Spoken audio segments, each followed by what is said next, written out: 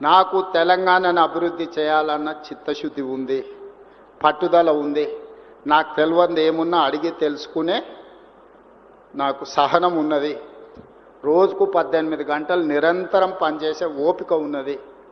ఓపిక ఉంది, వయసు ఉంది, మీతోని నాకు అనుబంధం ఉంది. మనందరం కలిసి ఈ నగరాన్ని గొప్పగా నిర్మించుకుందాం. ఏమైనా అపోహలు ఉంటే తొలగించుకోండి,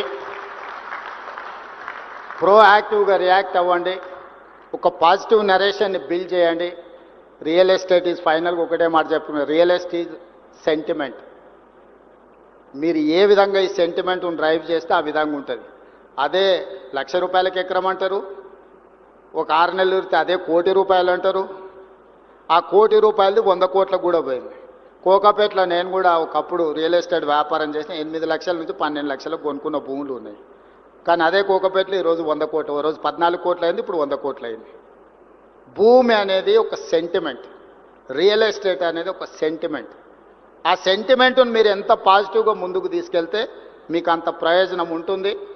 తెలంగాణను ఒక సెంటిమెంట్ హబ్గా, తెలంగాణను ఒక డెవలప్మెంట్ హబ్గా, తెలంగాణ మీన్స్ బిజినెస్. వీడికి ఎవరైనా రావచ్చు, పెట్టుబడి పెట్టవచ్చు. మీ పెట్టుబడికి భద్రత ఉంది. భద్రతతో కూడా మీ పెట్టుబడికి లాభాలు ఇప్పించే బాధ్యత నాది. అనుమతులతో పాటు లాభాలు ఇప్పించే బాధ్యత నాది.